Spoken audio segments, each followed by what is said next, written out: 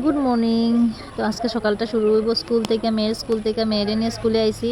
আর মেয়ের তো ক্লাস চলে, আর আমি এখানে বইয়ে বইয়ে রৌদ্রের মধ্যে ঠান্ডা লাগছে, রৌদ্রের মধ্যে বইয়ে আছি। আর ঘুম থেকে উঠতে উঠতে দেরি হয়ে গেছে। আর এরপরে দেখো আমি এরকম সব ও গুছানো রাখিয়া আমি তাইরে লইয়া গেছি গিয়া। এখন তো আইসে, এখন তাই আমার মাথাটা গরম হয়ে গেছে এরকম দেখিয়া। এখন আমার সব গুছাইতে লাগবো। তো আমি যাইতে আসলাম না, আমার কালকে রাত্রেবেলা একদম ঘুম হয়েছে না, প্রায় 1টা 2টা বাজছে ঘুমাইতে ঘুমাইতে। কিন্তু তাই উঠিয়া হয় স্কুলে যাইতো, তাই উঠে গেছে, উঠিয়া আমার ডাকের স্কুলে যাইতো। তখন তাই যখন স্যার স্কুলে যাইতো তো না গিয়ে আর পারি না, এর লেগে আমি লইয়া গেলাম তাই স্কুল। এখন চলো আমি গুছাইলাই ঘরটা। তো মা হইয়া বউ হইয়া অনেক দায়িত্ব।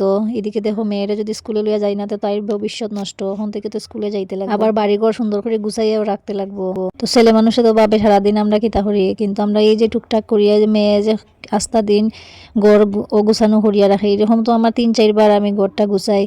তো এইরকম কইরা কইরাও আমার দিনটা যায় গিয়া। এখন তো বাকি রইলো রান্না বান্না। এখন দেখি গাছে একটা লাউ আছে, এটা আনা যাই, আমরা গিয়া লাউটা রান্না করবো আজকে। আজকে যদি ফাড়া হয় না তাইলে বুড়া হয়ে যাইব লাউটা, দেখাই যান না। দেখো লাউ কই, লাউ লাউ লাউ, এই দেখো লাউ, দেখছো লাউ লুকাইয়া রইছে।